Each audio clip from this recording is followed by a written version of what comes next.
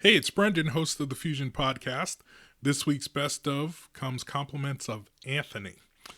When I asked the team which episodes they thought were best, he responded, as only Anthony could, that any episode that featured him is worthy of best of status. And you know what? He wasn't wrong. Anthony does bring a lot to the table. In many ways, he's the voice of the everyman or every woman. He asks questions that we all think of and are afraid to ask, and his perspective, while often unique, still resonates with the masses. In episode 28 of the Fusion Podcast, Anthony and I discussed the concept of mourning. This discussion came at a time when we were both navigating the loss of people close to us, and it was personal, and I also believe it was powerful. So this week, we present the best of that discussion. And remember, if you want to hear the whole discussion, you can download episode 28, Mourning. If you want to see the full video of that episode, you can visit our Patreon page at patreon.com/fusionyoungadults. Patreon is spelled patreon.com/fusionyoungadults with an S, all one word. Once again, there is bonus content. You will see how this episode was literally an unplanned discussion that Anthony and I started while we were waiting for other team members to join us. By the way, they never did, and this became the episode. I'm also going to post a second 12-minute video of Anthony and I. That night, we were having a general discussion about the podcast, how our team members fit together, and we even got into talking about things about ourselves and our own character qualities and traits and what we bring to the table, not only as far as the podcast, but as far as life. It was kind of a fun little discussion, and I'm going to throw that in as a second bonus video this week for our Patreon prescribers. Remember, we didn't previously release these videos because we didn't like the quality, but we know that you want more, and when you support us financially, you deserve more, and so we encourage you to check that out. I will speak to you again next week, but for now, enjoy the best of the best. Mourning. Oh, that's interesting. Yeah. Well, it goes under the emotions tag that we don't discuss emotions, and what's horrible is that the standard Christian line is we don't grieve like those who don't believe. Wow. Hold on. On a Chick-fil-A wrapper or something? So 1 Thessalonians 4:13 says, brothers and sisters, we don't want you to be uninformed about those who sleep in death, so that you do not grieve like the rest of mankind who have no hope. For we believe that Jesus died and rose again, and so we believe that God will bring with Jesus those who have fallen asleep, right? So that verse, and let me read it out of the King James so you can understand more of how this. So out of the King James it says, but I would not have you be ignorant, brethren, concerning them who are asleep, that ye sorrow not, even as others which have no hope.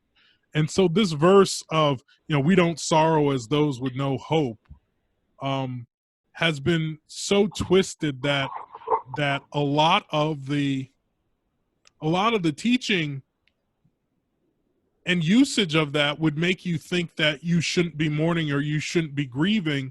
If somebody that you know has died and you know that they're a believer, well, then you shouldn't be grieving and you shouldn't be mourning, because we don't mourn like those who don't have hope. The problem is, it isn't saying that we don't mourn. It's just saying that we mourn in a different way. So take my father, for instance. One of the coolest things about my dad dying was that he was ready to die. When I preached at his funeral, I told the story how a year earlier he had gone through 3 bouts of pneumonia and had landed in the hospital. And while sitting there in the hospital during one of those bouts, the doctor came in and basically wanted to have that end of life discussion with him. And my dad had been kind of loopy through the whole thing. It's like sometimes you talk to him, you weren't sure if he was with it or not. But the doctor comes in and he's like, okay, Wendell, well, I need to understand what your desires are. You know, if this happens or if that happens, blah, blah. And my dad, like, all of a sudden, like, he's completely plugged in and he's totally adamant. Oh, yeah, you know, if this happens, no, I don't want you to resuscitate me and I don't want you to do it. I'm ready to go home to my Heavenly Father, he's saying, right?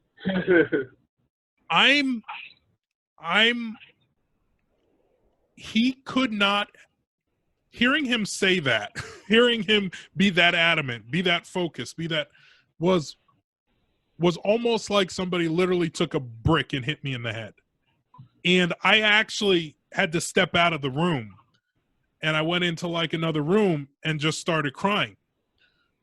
Because first of all, it was the weakest I'd ever seen my dad. And here is a person who I always looked up to. He was strong, he was powerful, he was big and all that. And now he's this feeble old man. And on top of that, he's a feeble old man who wants to die. I'm like, wow. And it just hit me. And so what I shared was that I left that hospital that night, and Jordan was with me, and driving home, I again started to kind of tear up. And Jordan looked at me and was like, "What's the matter, Dad?" And I shared with her, I said, "You know, it's really hard to see your parents get old and die." And you know, I shared what I just said about, you know, Pampa. She calls him Pampa, called him Pampa. You know, was the most powerful man I knew, and blah, blah, blah.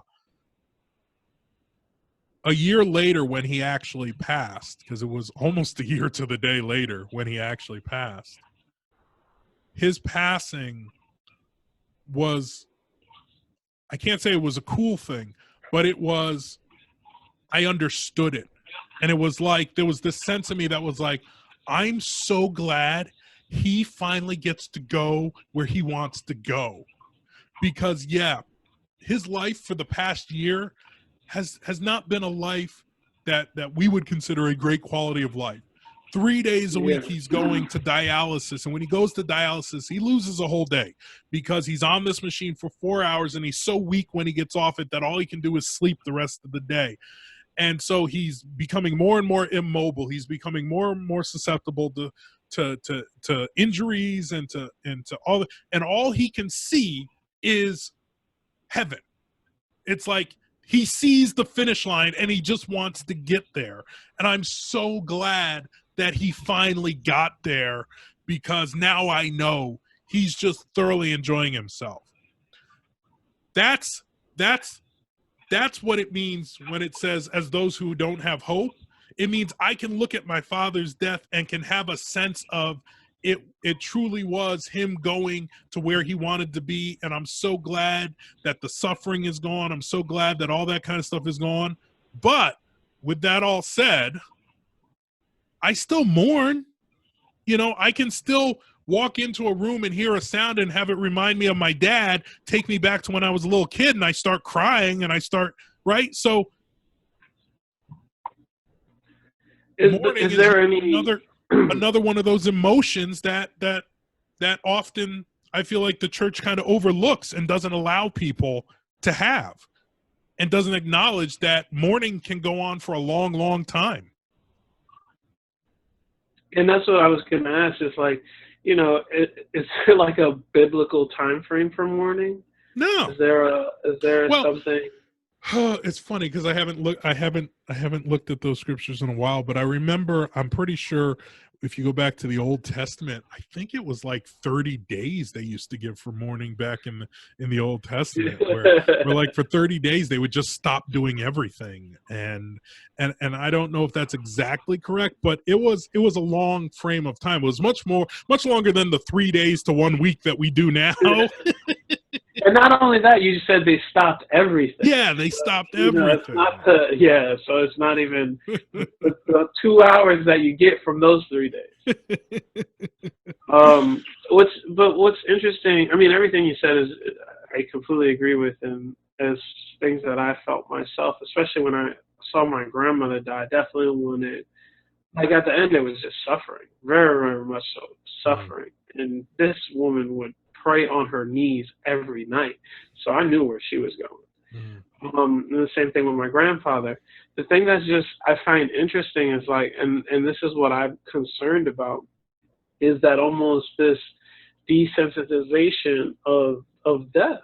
mm, And it's like I've had so many people die, mm, and for me,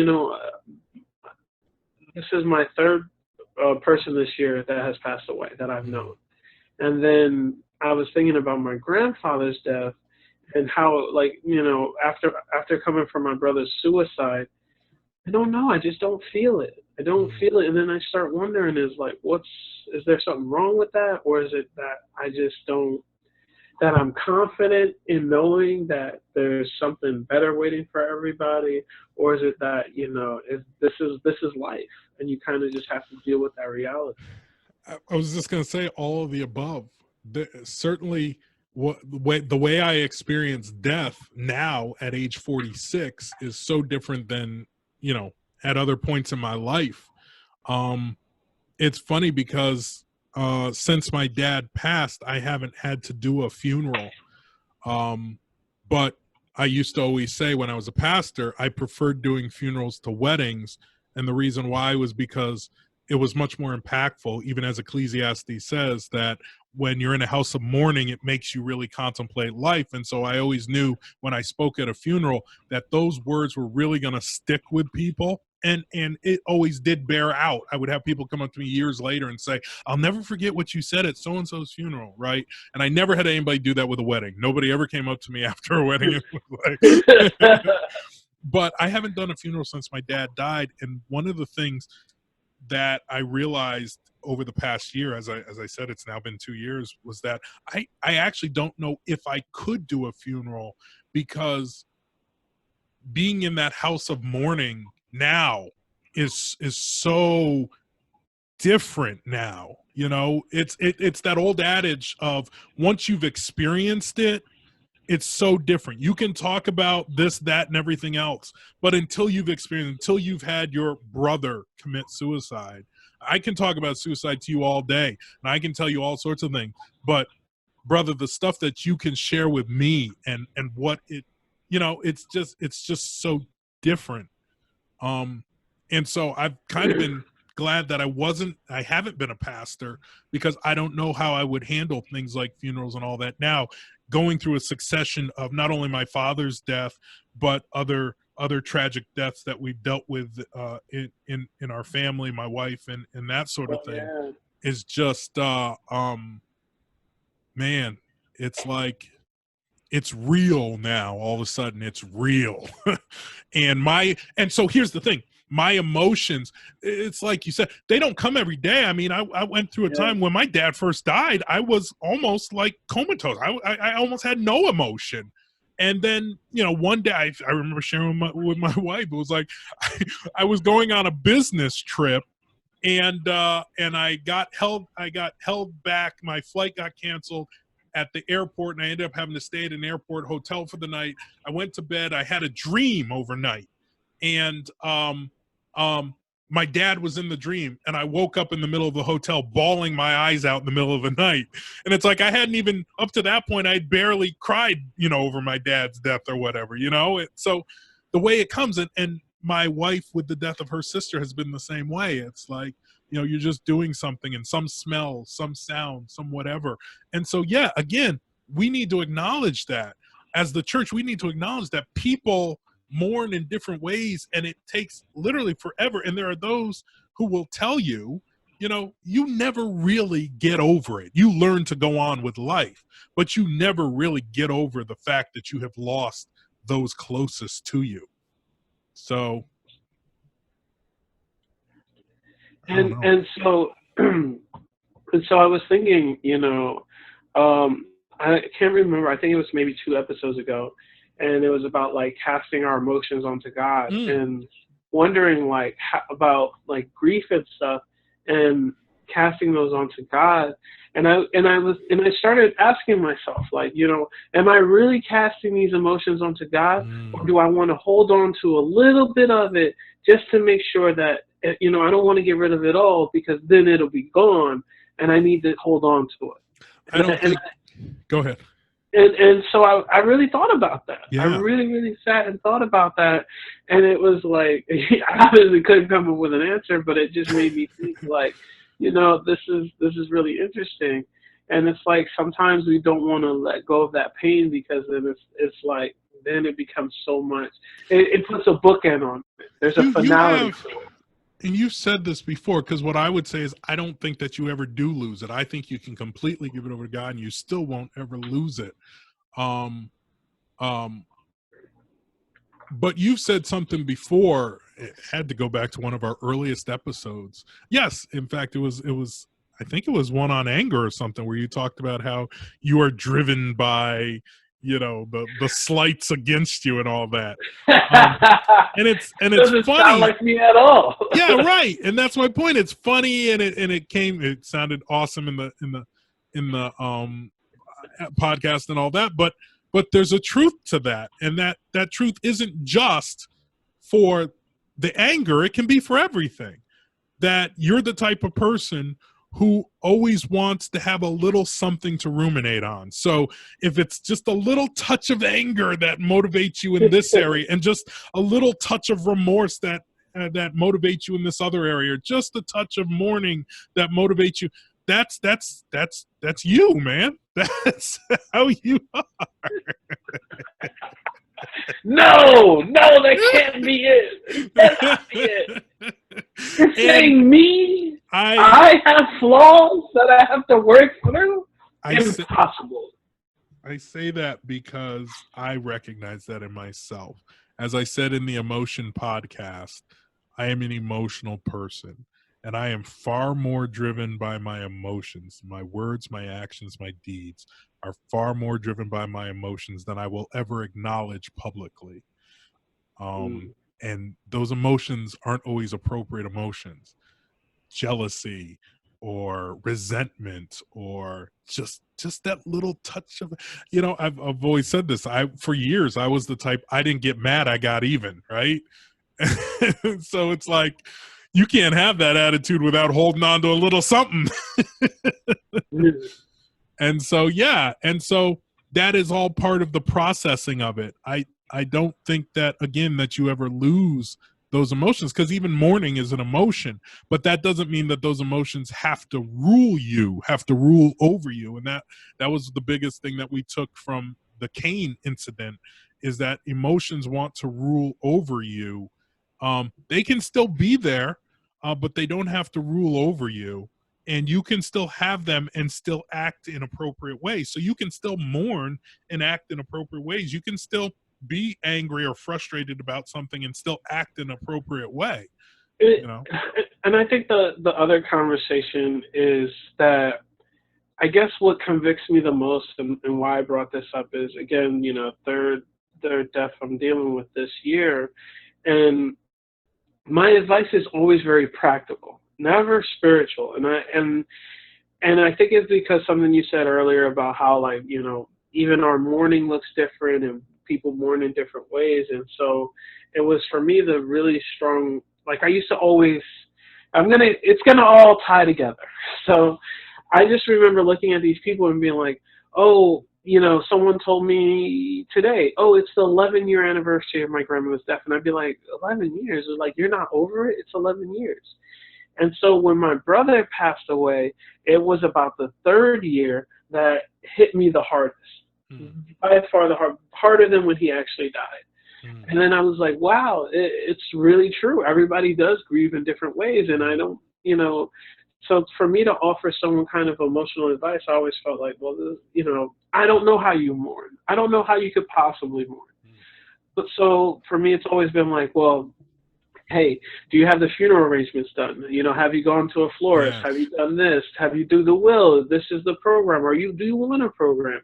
Make sure you handle all of this before someone passes away, because it's a lot harder to do it after they pass away. Yes. And then I'm like, but then again, it's like, I wonder, is that the desensitized version? You know, why don't I talk to them about spiritual things? I suppose you're right. It could be, but it is very necessary. It is very necessary advice. And I always go back to, and I think, you may remember this sitting under my preaching, but I always go back to the book of Job. When Job lost everything, his family and all his possessions and all that, the first thing his friends did was just come and sit with him.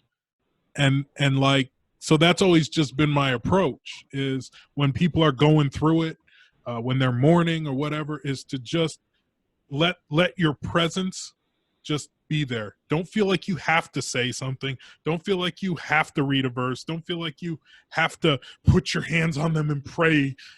Just be there, because even that, I this is sort of a side point, but I remember when I was a pastor, I often, made hospital visits, and I can't tell you how many people would look at me and they'd go, "Oh, that's so good of you to do. I can't stand hospitals. I like when, like, okay, but your family member or your friend is going through it, and you can't even go sit in a hospital, sit in a chair in a hospital next to them.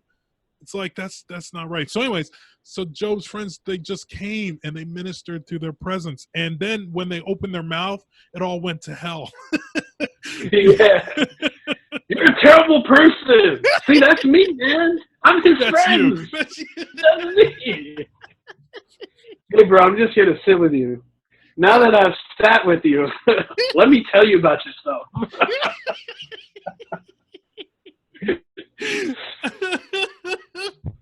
Yeah. And it's like, not only were they laying into him, but they were laying into it all based on their theology. So there you go. There's church folk for you. I'm going to tell you something about God that you didn't know.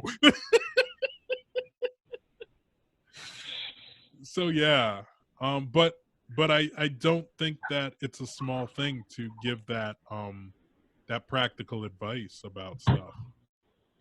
You should, but you should give the spiritual, right? Or is it just a time, place thing? It sounds like a cop out, but again, I always just said, I'm going to minister by my presence, and if I open my mouth, it's only because God has absolutely compelled me that I must say this. I remember when your grandmother died, all I knew was that I had to get to Jersey for you. I just knew, my little brother, the woman who meant that much to him, is gone.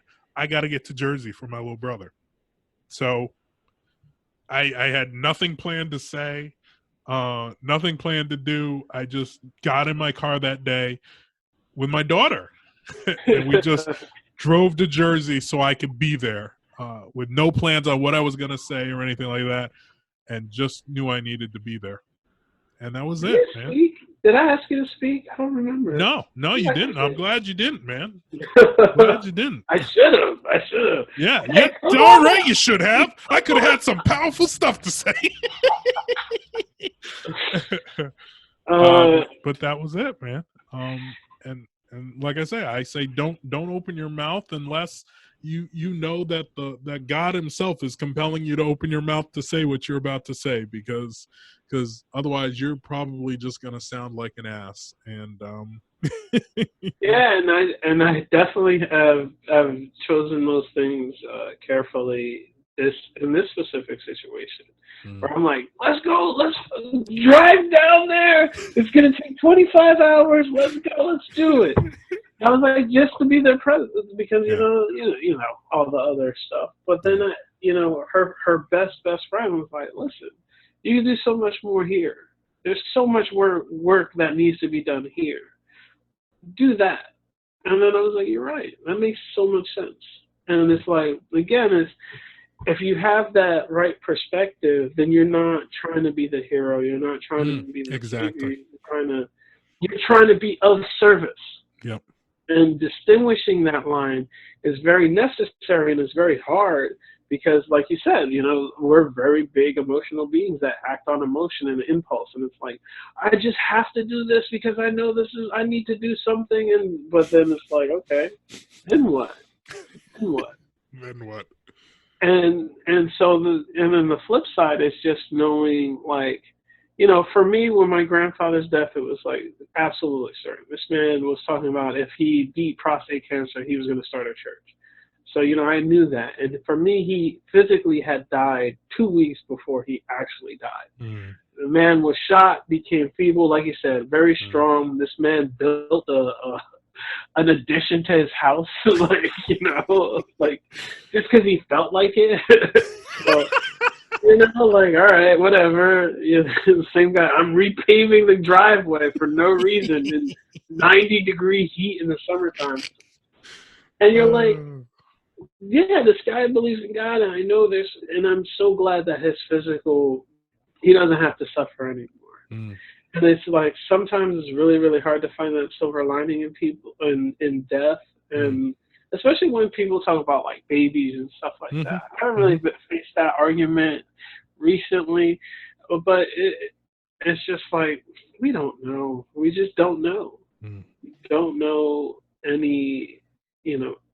I don't know. You've dealt with that situation No, I've never dealt with that as at a all. No, pastor. I don't even know what you're talking about. What? No, I've never. So, what do you say to them in that situation? What have you? And I'm curious because I don't think we've ever talked about this. uh, no, we haven't. Well, Look maybe, at this. maybe, Look at maybe, me and you, huh? Look at maybe. that dynamic duo. Uh, no, we haven't, and it's funny.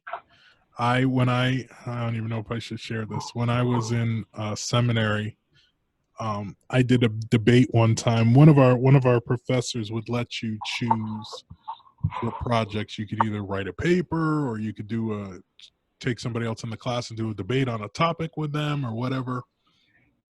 And and I always chose the debate because obviously I love that. And so I did that debate once on do babies go to heaven or hell, and I wasn't saying either way. What I was arguing for was yeah, exactly. That's what I'm saying. What I was arguing for was biblical silence on the matter. That the verses that we often use, um, as is typical with Christians, we kind of yank out of context, and they don't necessarily say that. They might be saying that, they don't necessarily. But in the end, the default for me personally. So the reason I told that was because there was actually a kid visiting the seminary that day. And here I am in this debate with one of my fellow classmates, and of course, my classmates knew me well enough to know that I just love being devil's advocate. So, they take my stuff with a grain of salt. But like at the end of the debate, when it was time for question and answer, I remember the person just standing up being like, "So you're telling me?" You're there like, yeah. Yeah. What is awesome about it, regardless of how you take those verses, and the biggest verse that is used is David, who, when the child that he was going to have with Bathsheba died, David says that when the child dies, he says, the child can no longer come to me, only I can go to him," meaning that he knew he had a belief that he would join the child, when he died. Um, and so that's the most commonly used verse. I like that one. But well, my whole debate that day was tearing that apart. Are you of that apart? No, it's all right. Move on. Move on. But Next. I'm adding it to the Rolodex. No. Since then, I think that the greatest verse that I stake my belief on is actually in Genesis chapter 18:25. And it says this, um, far be it far be it from you to do such a thing, to kill the righteous with the wicked, treating the righteous and the wicked alike. Far be it from you. Will not the judge of all the earth do right? Right. So in this context, I better get my whole context together here before I totally Before you Anthony all this up. yeah. Because I was gonna say this is Moses arguing with God, but um uh but I want to make sure, because yes, that's what I thought. It's actually Abraham talking with God. See, that's why I want to make sure. So Abraham is talking with God, in the context of it is that God has declared to Abraham that he's going to go destroy Sodom and Gomorrah, and so part of Abraham's argument to God is, how can you destroy the righteous with the unrighteous? Yes, I understand Sodom and Gomorrah is unrighteous, but there's a lot of righteous people there too. You can't just go wipe them out. And so he makes that argument to him. But that last line that he says, "Shall not the judge of all the earth do what is just?" That is my verse on God's justice. And so when it comes for me to infant and children, right? When it comes to me, instead of staking my belief on that David verse, I stake my belief on the fact that I believe in a just God, and a just God's going to do what's right. Mic drop. Ah. That's good. Yeah, I didn't argue that, that day, because I was playing devil's advocate and all that. I was busy, like I said, tearing our notions apart. But if you want to know my personal belief, and so when I have been in situations of consoling people, whether it was a child, or I don't think I ever specifically had to console somebody who'd lost a child, but I did console people who it was a question mark as to whether or not, where did this person go? Do you think this person, is going to heaven or hell or whatever? And as I always say, I don't know. I mean, just because you go to church each week doesn't necessarily mean that only God knows. But what I always talk about is God's going to do right by this person. God is a God of justice who does what is right all the time. And what we can perfectly know is that he's going to do right by them. And so I do believe babies go to heaven because God does right by them. He is the God of the widows and the orphans, right? So why would he not take care of them in those situations? And So to be clear, just to be clear to everybody listening to this podcast episode, Brandon believes babies go to heaven along with dogs. All dogs go to heaven.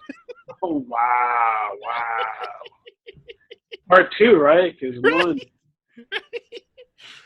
Actually, that was a good sequel.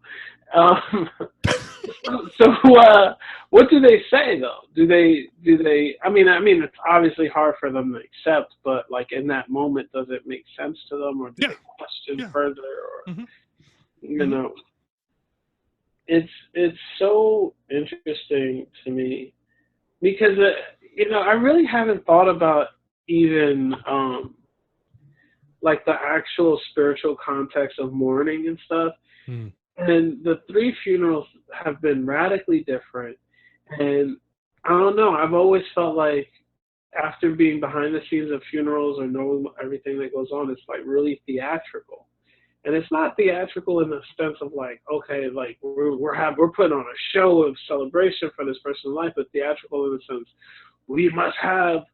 I'll never forget my someone said, "Oh, we must order flowers because then they'll think we're poor," and I'm like, that has nothing to do with this.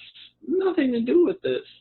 And so I think that's one of my cynical parts of funerals as well. And it's like, if we really got to the heart of the matter and the real mourning and taking all this other stuff out of it, I think it would, do you think the church has a role in that theatrics and the non-theatrics? What I will say is that I have been on Dropping staff. gems tonight. I've been on staff in an in a predominantly black church, and I have obviously been around predominantly white churches, and I will simply say that black churches have a lot more, we'll say, pomp and circumstance when it comes to funerals. They are far longer. The ceremonies, the whole proceedings are far longer, and yes, obviously that kind of thing happens where people are, people who are dirt poor are suddenly having doves released at their funerals and stuff. And I I think I think I Oh think I'm man. also on, you know what? I'm gonna do it. I'm gonna do it. I'm on safe ground to say that I certainly when I was in Baltimore felt like a lot of the funeral directors down there were just, cash machines, man. They were like preying on people who were in mourning, and it grossed me out, man, that these fools, were talking people into gold caskets, like I said, and releasing pigeons and pigeons like that. I went from doves to pigeons, releasing pigeons, and Because all that you went kind to of Baltimore. stuff. That's what you And said. and it was just clear that they were just preying on people in a time of, so so I would say less the church, more so the funeral homes and directors, because, and it's so sad, a place like Baltimore, um where there was a lot of murder, there was a lot of death, and so it was a machine, man. Not from the churches, but certainly from the funeral homes. It was a machine. They had, it was like a conveyor belt, man. They just ran stuff through. They knew, So, but the church has no place in stopping that or intervening in that. No, and I would say that there certainly were ministers like myself and like the senior pastor that I worked under who did, who made sure that people weren't being taken advantage of and that sort of thing.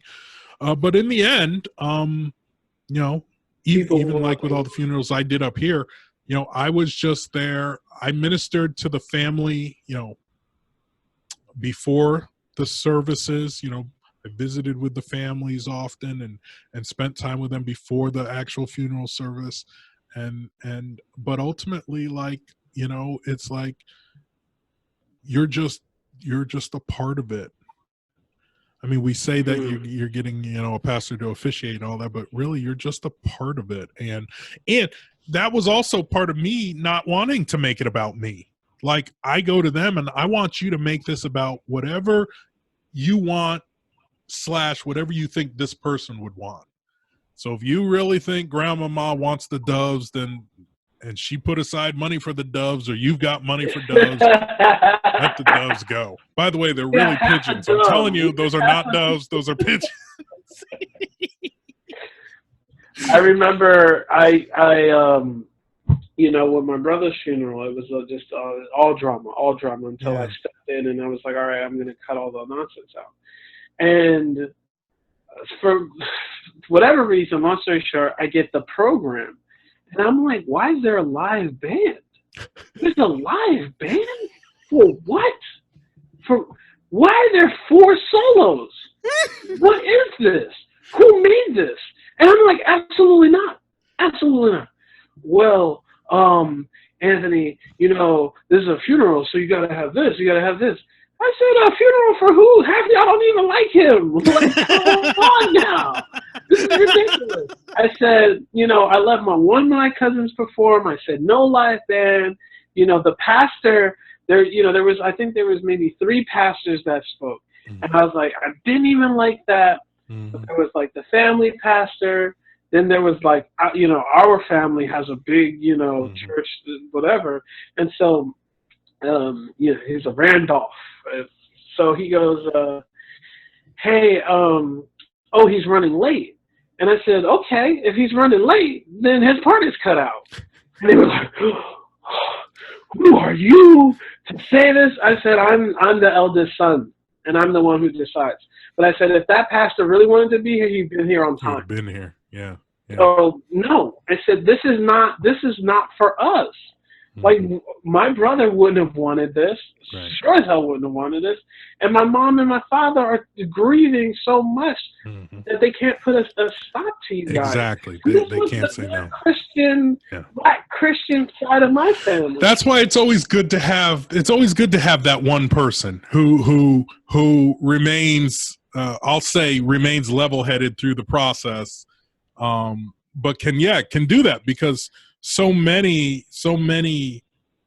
you know, because part of their grieving and they're confused and don't know what and all that kind of stuff. It's always good that I always loved that person in the family who was like assertive and was like, no, this is what we need, and blah, blah, blah, blah, blah. And or I had situations where the person had written explicit directions of what they wanted. I found out one time you are here because they wrote, get Brendan to do this. It's like, oh man, I guess I can't say no because I was about to tell y'all my calendar was full. He specifically requested you. Yeah, they hate to disappoint.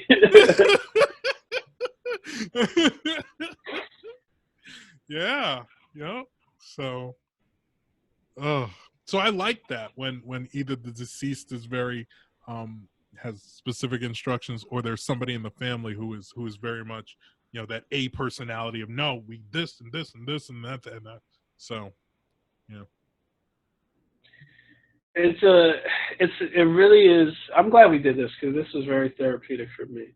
Like I just thought of all these things from it's like I don't know. There's certain things that you always put the biblical and the spiritual lens on, and then there's certain things that you don't. And it's like there's so many different aspects of death, and it's like you compartmentalize where the spiritual goes and where the practical goes, and sometimes Right. it's really intertwined. Mm-hmm. And it's like and so it's hard to make sure that But the practical is spiritual. I think that's probably the biggest thing that we uh, do.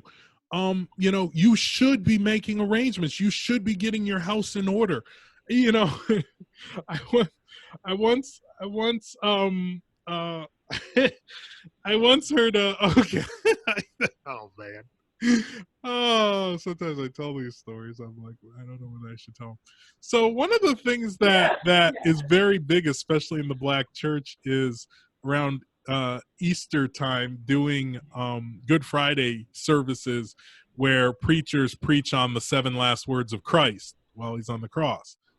I don't know if you ever experienced that in New Jersey. And so a church, what was common is that a church would invite like 7 different pastors, and each of them was going to take each of the last sayings of Christ, and just each one would have a different saying, and they speak on it for 10 minutes. But this could never just be that, right?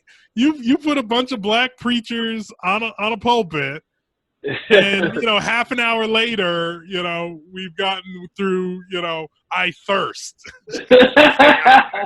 Half hour sermon on I thirst. Right? But I remember one time being at one of these services, and the person who spoke on the point where Christ basically takes John and says, John, behold your mother, and mother, behold your son, where basically Jesus is entrusting the care of Mary to John. And one of the application points that this pastor made was about preparation for when you pass. And I don't know that I would ever, because I never have since then, preached that using that passage. There's other passages I would go to, but that was the first time that I ever thought in terms of, oh yeah, even things like what you're saying, practical, preparing for your death, getting your will together, getting your house in order. That's biblical. Now, it may not necessarily be biblical because Jesus entrusted his mother to John.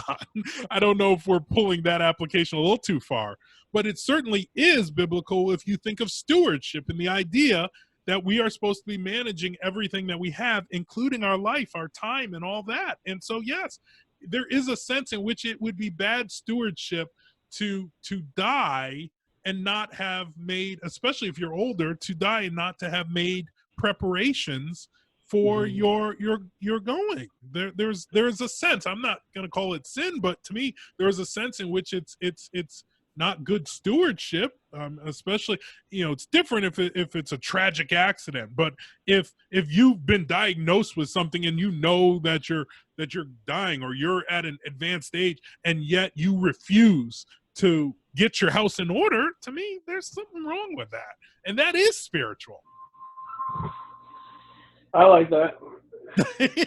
That'll preach. Okay, I'll do that sermon next time I get your house in order.